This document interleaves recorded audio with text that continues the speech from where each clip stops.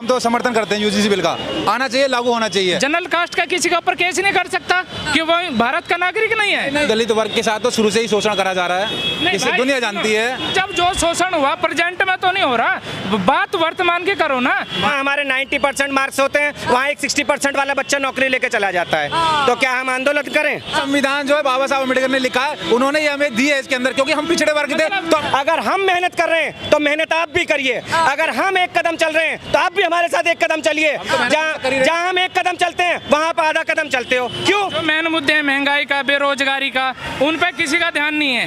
कोई जाति को लेकर लड़ रहा है, कोई बिल को लेकर लड़ रहा है। स्वर्ण जाति को कोई क्यों फंसाएगा? धर्म और जाति खत्म हो जाना, नेताओं की राजनीति खत्म हो जाएगी सभी की। जो दलित नेता है वो खुलकर दलित का समर्थन करेगा, लेकिन जनरल कास्ट को कभी भी समर्थन नहीं। नमस्कार, मैं निशा पाल आप सभी का स्वागत करती हूँ हमारे चैनल पे। देखिए, अभी यूजीसी को लेकर जो हंगामा मचा हुआ था, जब सुप्रीम कोर्ट की तरफ से इस पे स्टे लगा दिया गया, तो कई सारे जो ऐसे लोग हैं इसका विरोध करने के लिए उतर गए। अब हम इसी मुद्दे को लेकर के तमाम जनता से जानने की कोशिश करेंगे कि उनका क्या इस पे विचार है, वो लोग क्या सोच रखते हैं इस पे। देखो, यूजीसी बिल के बारे में तो हम तो समर्थन करते हैं यूजीसी बिल का, आना चाहिए, लागू होना चाहिए। लागू होना चाहिए, बिल्कुल लागू होना चाहिए, बिल्कुल होना चाहिए, क्योंकि SC ST और OBC वर्ग के लिए इसमें प्रावधान जो गए हैं वो अच्छे हैं, उनके हित के लिए हैं। हाँ, मैं ठीक है, इस चीज़ को हम मानते हैं कि चलो SC ST वर्ग है, इनके साथ भेदभाव हुआ है, सदियों से हुआ था, और कई बार अभी भी ऐसे केसेस हैं जिसमें देखने को मिलता होता है। लेकिन अभी जो स्वर्ण समाज के लोग हैं उनका ऐसा कहना है कि ये जो यूजीसी बिल आया था, इसमें अगर उन पर कोई झूठे आरोप लगा दे, उनको झूठे आरोप में फंसा दे, तो उसमें बचाव के लिए कोई ऐसी चीज लेके लिए आई गई। बिल्कुल है, सब कुछ है उसके अंदर, बस ये पढ़ने की जरूरत है। उसे अगर आदमी इस तरीके का, मैं खुद अब जंतर मंतर पे गई थी, बिल्कुल लेकर उसमें कुछ भी नहीं। बिल्कुल आए होगे आप, बिल्कुल गए होगे, लेकिन एक बार उसे समझने की जरूरत है। उसे एक बार समझ, उसमें किसी के हित नहीं है, क्यों कोई फंसाएगा? स्वर्ण जाति को कोई क्यों फंसाएगा? क्यों फंसाएगा? अच्छा, अब आपने फंसाया गया। विष्णु तिवारी नाम का एक व्यक्ति है जो ब्राह्मण समाज से आता था, उस पे SC ST एक्ट लगा दिया गया था। 20 साल बाद जब वो जेल से निकलता है तो पता चला कि वो झूठा आरोप लगाया गया था। अब 20 साल तो उनके जेल में चले गए, उन्होंने अपने बचाव में नहीं कर पाया। तो ये इस तरीके के केसेस बहुत सारे। विष्णु के बारे में कर रहे हैं ये बात, लेकिन इससे पहले आपने कभी SC ST और OBC के बारे में चर्चा करी है कि उनके साथ भी ऐसे कैसे? सर, मैंने ये नहीं कहा, मैं ये कह रहा हूँ कि हुआ है उनके साथ हुआ। देखो, उनके केवल एकमात्र जने के लिए आप आवाज उठा रहे हैं, केवल एकमात्र के लिए, लेकिन जो इतने सालों से SC ST के साथ हो रहा है उसके लिए कोई आवाज क्यों नहीं उठाता? जितने भी विपक्षी पार्टियां हैं वो इस चीज को मानती हैं कि हाँ SC ST जनरल कैटेगरी का जो नेता होगा वो खुलकर सपोर्ट नहीं करेगा जनरल समाज को। जो दलित नेता होगा वो अपनी कास्ट को खुलकर समर्थन करेगा। ऐसा क्यों है? जो दलित नेता है वो खुलकर दलित का समर्थन करेगा, लेकिन जनरल कास्ट को कभी भी समर्थन नहीं करता। वो पूरे देश की जनता का समर्थन चाहता है। अब वो सिर्फ वो चाहते हैं कि बस हमें दलित की वोट मिल जाए, चाहे और कोई दो मत दो। है ये बात नहीं है? नहीं, देखो ऐसा बात नहीं है। इसमें किसी भी एक सोसाइटी या किसी एक मजहब वाले के लिए या किसी एक व्यक्ति के लिए बारे में नहीं करा गया है। इसमें किसी एक के लिए नहीं करा गया है। यूजीसी है, यूजीसी में कितने राजपूत जनरल कास्ट के वे हैं सांसद है? नहीं है। किसी ने भी समर्थन विरोध करा कि हमें गवर्नमेंट खुद ही ला रहे, और जब गवर्नमेंट ने बोल दिया, कोर्ट ने स्टे लगा दिया तो खुश हो रहे। मतलब ये बीजेपी गवर्नमेंट ने थोड़ी स्टे लगाया तो कोर्ट ने। बिल्कुल इस बात को मान रहे हैं, लेकिन ये जो स्टे लगाना ना, हमें देखो हमारे हिसाब से ये स्टे लगाना ठीक नहीं है।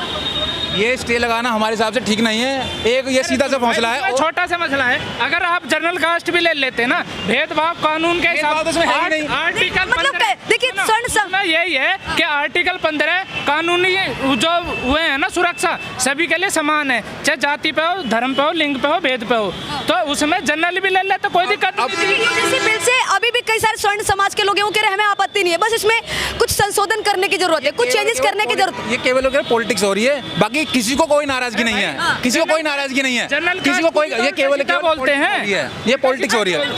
जैसे कई बार तराजू और तलवार, इनको मारो जूते चार, ये जनरल कास्ट के लिए नहीं लगा है। देखो इस नारे का विरोध करते हैं ना। हाँ बिल्कुल करते हैं। देखो देश के अंदर, समाज के अंदर कोई गलत वो नहीं आनी चाहिए। तो जनरल कास्ट का किसी के ऊपर केस नहीं कर सकता कि वो भारत का नागरिक नहीं है। नहीं, उससे इसका मतलब, उसमें देखो मैं क्या कहना चाह रहा हूँ, मेरा कहने का मतलब ये है कि यूजीसी बराबर होनी चाहिए, चाहे कोई किसी भी जाति का, किसी धर्म का हो, अरे कोई दिक्कत हो, एक हिंदुस्तान का एक है। राजनीति हिंदुस्तान की जाति और धर्म पर रखी है, चाहे कोई भी पार्टी हो, कोई भी दल हो, कोई भी वो हो, किसी भी पार्टी से, समुदाय से।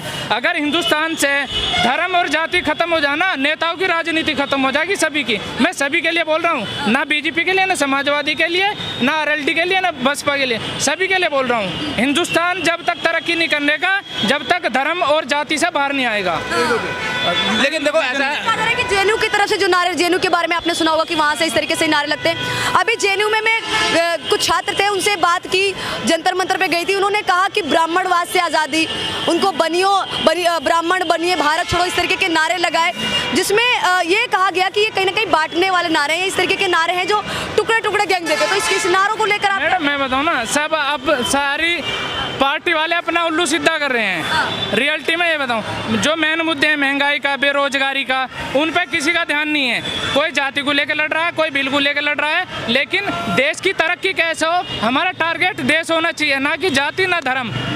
मेन फोकस तो देश है। क्यों नहीं हमेशा महंगाई बेरोजगारी को लेकर, और फिर कहा जाए जो जितने भी मुद्दे देश में दिमाग पहुंचने ही नहीं देते। यूजीसी फेंक दिया, आपस में लड़े जाओ, कभी कुछ मुद्दा आ जाएगा, कभी कुछ मुद्दा आ जाएगा। मेन मुद्दे कहाँ हैं? सोना चांदी इतने महंगे हो रहे हैं, मुद्दे तो और भी हैं, लेकिन उस पर ना तो विपक्ष बात करता।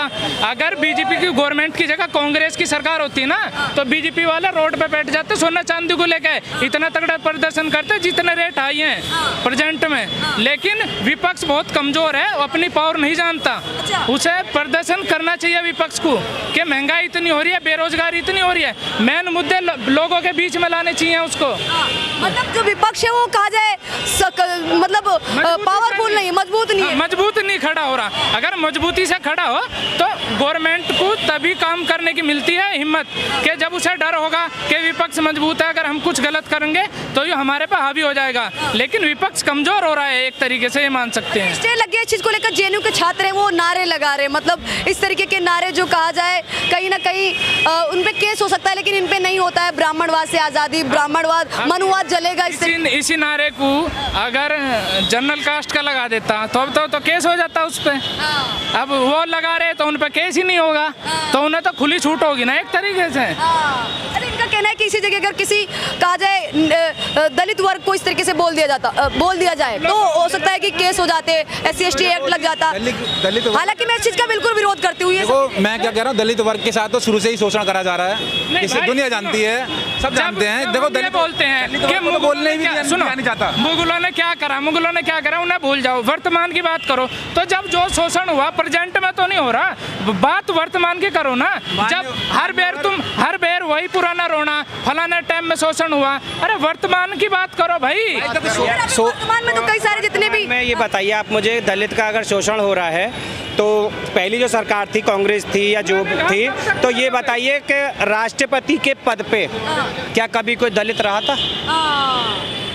अगर शोषण हो रहा है, मुस्लिम वर्कर आया, लेकिन मुस्लिम वर्कर, मैं वही तो पूछ रहा हूँ भैया से, क्या कभी कोई रामनाथ कोविंद जैसे क्या कभी राष्ट्रपति रहे थे?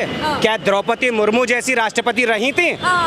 तो अब आप मुझे बताइए, जब ये गवर्नमेंट गलत है और ये गवर्नमेंट नहीं गवर्नमेंट को तो हमने कहा ही नहीं गलत, भैया, हम तो बीजेपी में ही है ये लोग। नहीं, हम तो सपोर्ट कर रहे हैं। राष्ट्रपति गवर्नमेंट ने ये कह रहे हैं दलित अपने वर्ग के बारे में एक बात लिख रहा हूं। नहीं, मैं सरकार के समर्थन में, यही तो हमारी सरकार यूजीसी लाई तो हम तो समर्थन में है, हमारी हम तो समर्थन में है। हमारी आपकी कमी यही है भैया कि नेताओं को कहते हैं कि नेता हिंदू और मुस्लिम कर रहा है। भैया पहले तो हम और आप ही जातिवाद फैला रहे हैं। हम तो समर्थन में है सरकार के, हम तो समर्थन में। जातिवाद मैं कह रहा हूँ ना, दोष उन्हें मत दो वहाँ बैठे। अच्छा एक बात बताइए, क्या वो मुझे और आपको बुलाते हैं वहाँ बुला के मीटिंग करते हैं? क्या हिंदू मुस्लिम करना है आपको? ये नियम गवर्नमेंट तैयार कर रही है, ये सोच किसी ने ला मुस्लिम करने की। हम तो कह रहे हैं, हम तो भाई देखो, हम तो इस शासन में सबसे ज्यादा बढ़िया शासन हम इसी को मानते हैं। जो ये बिल लाई है, हम इस बिल का भी समर्थन करते हैं। हम तो सरकार के साथ शुरू से ही हैं। किसी ने बिल मांगा, यूजीसी किसी ने नहीं मांगा, गवर्नमेंट ने अपने आप ही दे दिया। ये रोता है तो फिर एक बात बताइए, हाई कास्ट कहाँ जाके रोए?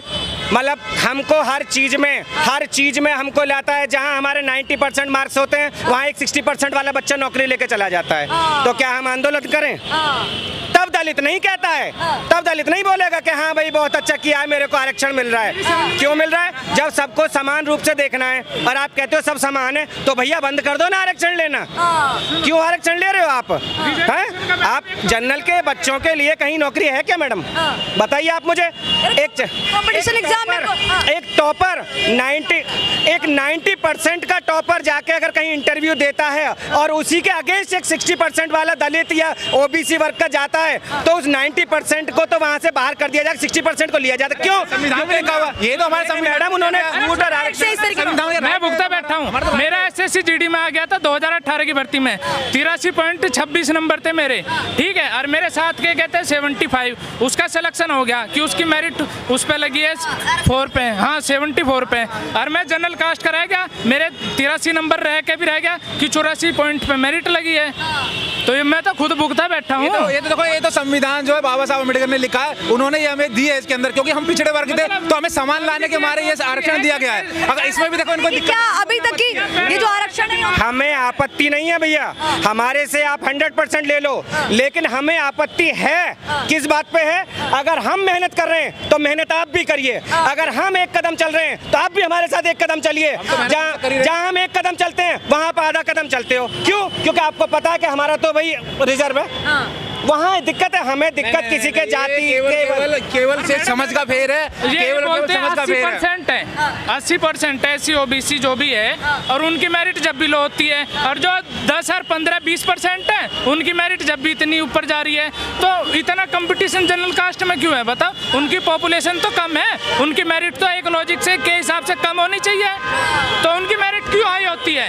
80% वालों की तब भी कम है, तो कहाँ घोटाला हो रहा है ये?